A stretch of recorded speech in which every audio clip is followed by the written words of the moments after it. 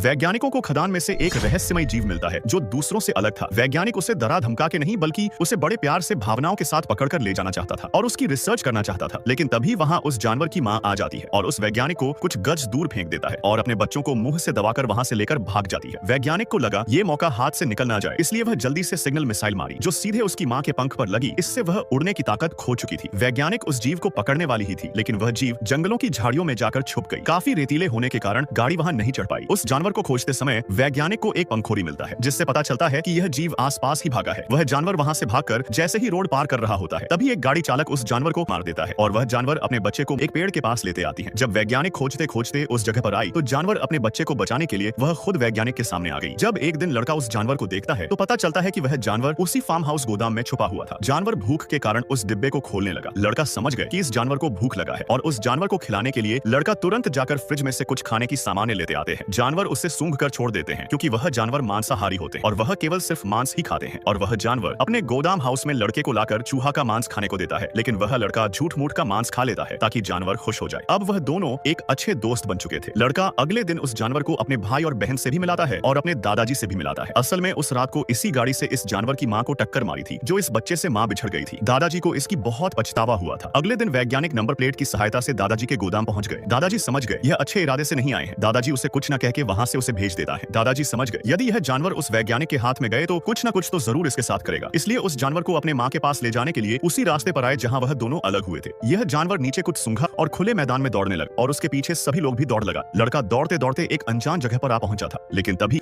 वहां उस लड़के के पास एक खूंखार बाघ पहुंच जाता है। लड़का डर के मारे उस मोटे पाइप पर चढ़ने लगा। बाघ जैसे ही पाइप पर चढ़ने लगते हैं तो पाइप पर दरारें आने लगते हैं। लड़का डर के मारे अपने दादाजी को पुकारने लगते हैं। दादाजी उस बाघ को डरा धमका के वहां से भगा देता है। लड़का जैसे ही वापस आने लगता है तभी पाइप सड़ा हुआ होने के कारण टूट जाता है। लड़का तुरंत एक छोर पकड़कर लटक जाता है। दूरी अधिक होने के कारण दादाजी पास नहीं पहुंच पाते। लड़के के हाथ जैसे ही छोर से छूटा है वह जानवर आके तुरंत अपने पूंछ से लड़के को पकड़कर लटका लेता है, लेकिन लड़के के काफी वजन होने के कारण जानवर ज्यादा देर तक नहीं रह पाते। कुछ गज नीचे जाने के बाद जानवर रुक जाता है क्योंकि वह अब उड़ सकता था। जानवर लड़खड़ाते हुए लड़के को धीरे धीरे हवा में ऊपर लेते आते हैं और बचा लेते हैं, लेकिन तभी वह वैज्ञानिक करंट वाला हथियार लेकर आ पहुंचता है और सभी को डरा धमका के वह उस जानवर को अपने साथ लेते जाते हैं। लेकिन तभी लेते समय उस जानवर की मां आ पहुंचती है और गाड़ी की संतुलन पूरी तरह से बिगाड़ देती और देखते ही देखते इस जानवर की पूरा परिवार आ पहुंचता है और वैज्ञानिक पर टूट पड़ता है। लेकिन वैज्ञानिक उस छोटे जानवर को करंट के तार से डरा के सभी को वहां से भगाने की कोशिश करते हैं, लेकिन तभी लड़के के दादाजी उस वैज्ञानिक को पकड़कर छोटे जानवर को छोड़ने को बोलता है और वह जानवर आखिरी बार उस लड़के से मिलकर अपनी मां के साथ हमेशा के लिए चले जाती है।